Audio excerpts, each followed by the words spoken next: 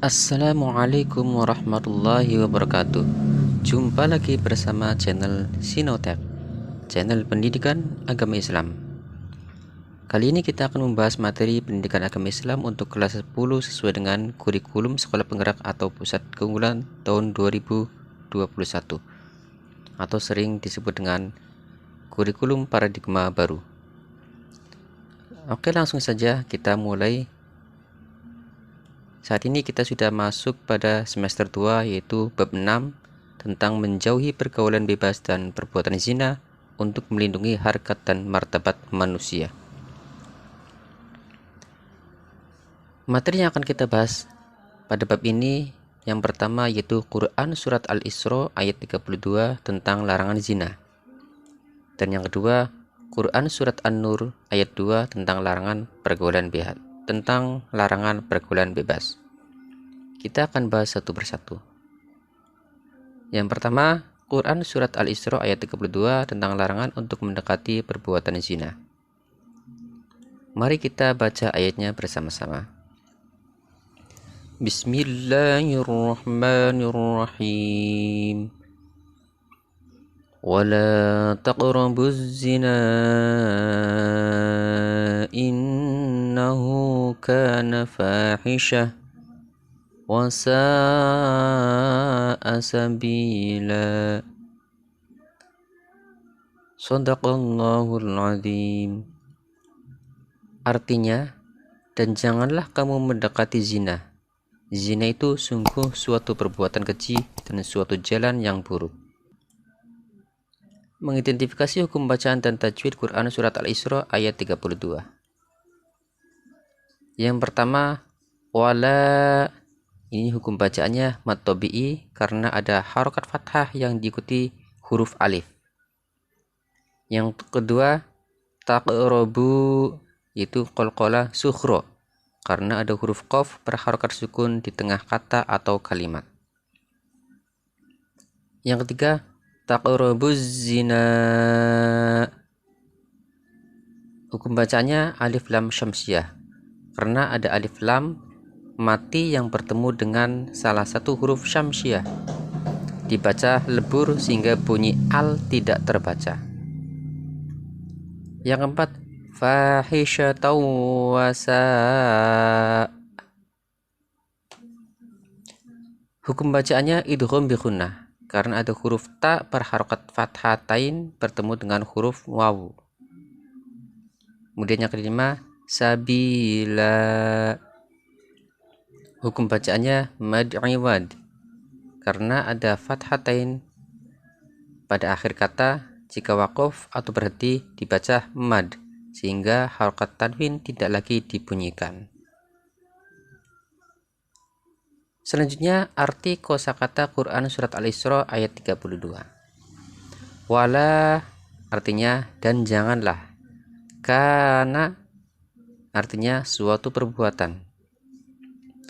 Taqrabu kamu mendekati. Az-zina zina. Innahu artinya zina itu sungguh. Fahisyata artinya yang keji. Wasa'a artinya dan yang buruk. Sabila artinya jalan. Pengertian perbuatan zina. Zina secara bahasa berasal dari kata zana yazni, yaitu hubungan badan antara laki-laki dan perempuan yang sudah baligh tanpa adanya ikatan pernikahan yang sah sesuai dengan tuntutan agama Islam. Kemudian zina secara harfiah berarti fahisyah, yang artinya perbuatan keji. Dan zina secara istilah adalah hubungan selayaknya suami istri yang dilakukan oleh seorang perempuan dan laki-laki yang tidak terikat dalam hubungan pernikahan, baik itu dilakukan oleh salah satu atau keduanya yang sudah menikah ataupun belum menikah sama sekali.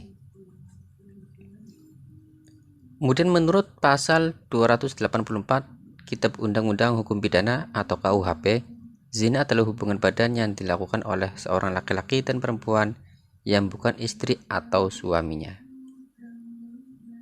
Selanjutnya, hukum bagi pelaku perbuatan zina. Yang pertama ada hukuman bagi pelaku zina muson, kemudian hukuman bagi pelaku zina ghair muson, serta ada hukuman pelaku zina dalam kitab undang-undang hukum pidana.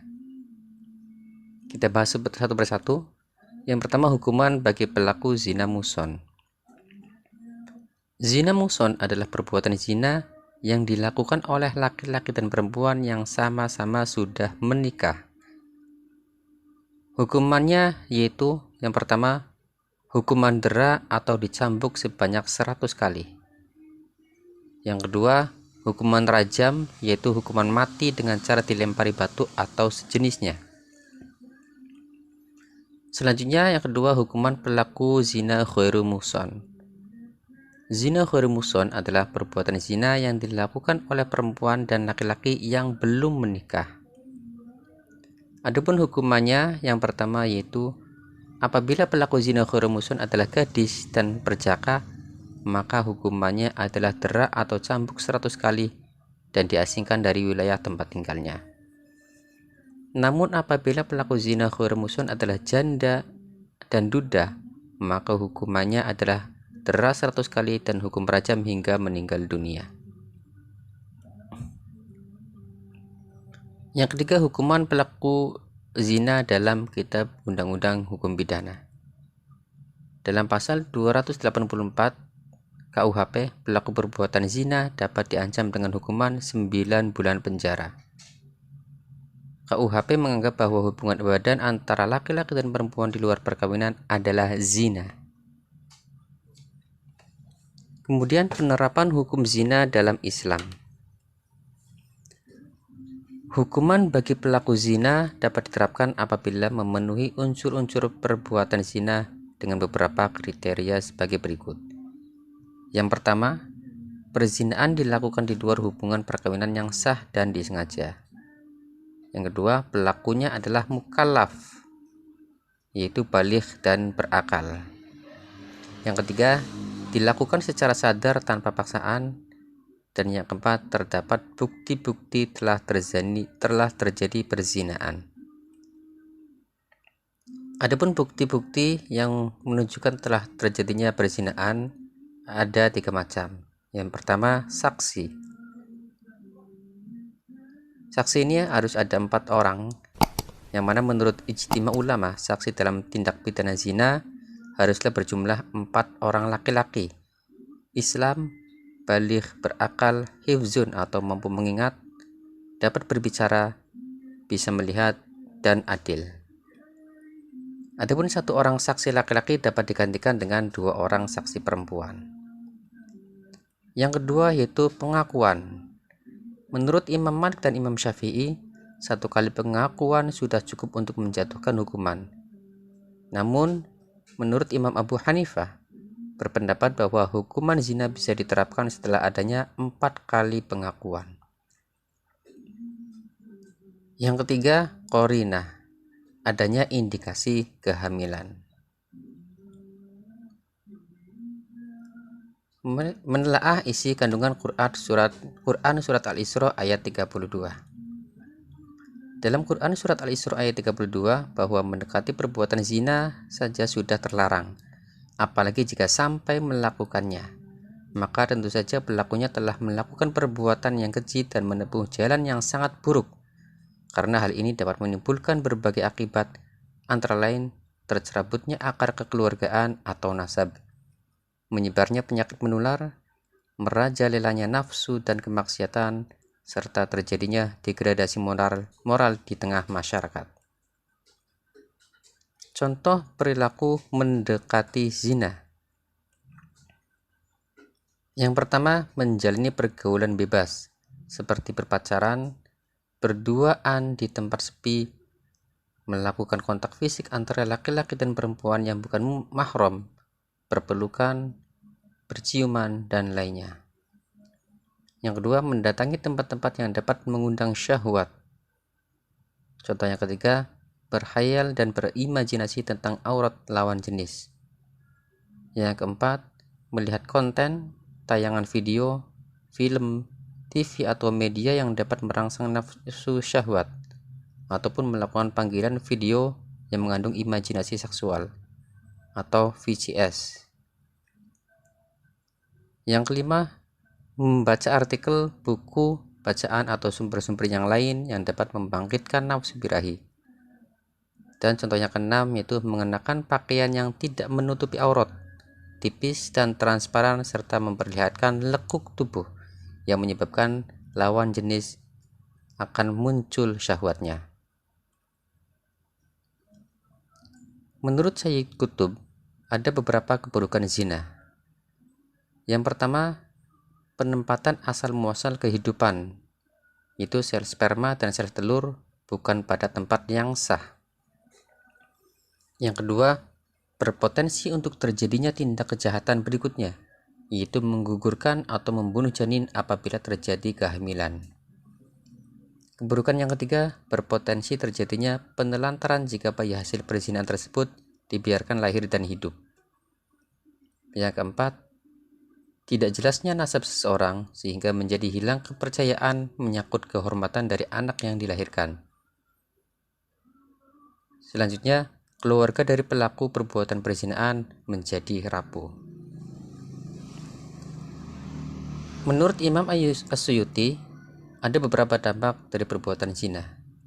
Yang pertama, dampak di dunia akan menghilangkan kewibawaan, menyebabkan kefakiran, dan memperpendek umur. Kemudian dampak di akhirat akan mendapatkan murka Allah Subhanahu wa taala, mendapat hisab yang buruk, dan mendapatkan siksa yang pedih. Adapun akibat dari perbuatan zina juga bermacam-macam. Yang pertama, akan dilaknat oleh Allah Subhanahu wa taala dan Rasul-Nya, dijauhi atau dikucilkan oleh masyarakat di sekitarnya. Garis keturunan atau nasab menjadi tidak jelas.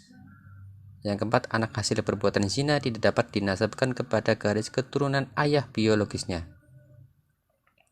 Akibat yang kelima, anak hasil perbuatan zina tidak dapat menuntut warisan dari ayahnya.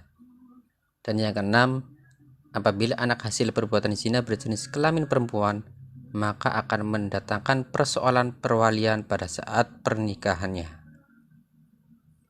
Hadis yang terkait dengan perbuatan zina. An Abi Hurairah radhiyallahu anhu anin Nabi qala, "Idza zana al-'abdu kharaja minhu al-imanu, fakana fawqa ra'sihi kadh-dhulati, fa idza kharaja minhu dhalikal 'amali 'ada ilaihi al-iman." Rawahu Tirmidzi. Artinya, dari Abu Hurairah radhiyallahu an, dari Nabi Muhammad sallallahu alaihi wasallam bersabda, jika seseorang telah berzina, maka iman itu keluar dari dirinya, seakan-akan dirinya sedang diliputi gumpalan awan di atas kepalanya. Jika ia lepas dari zina, maka iman itu akan kembali kepadanya. Hadis riwayat Tirmidzi. Itulah materi tentang larangan perbuatan zina. Mudah-mudahan bermanfaat. Untuk update video-video selanjutnya, jangan lupa like, share, komen, dan subscribe. Terima kasih. Wassalamualaikum warahmatullahi wabarakatuh.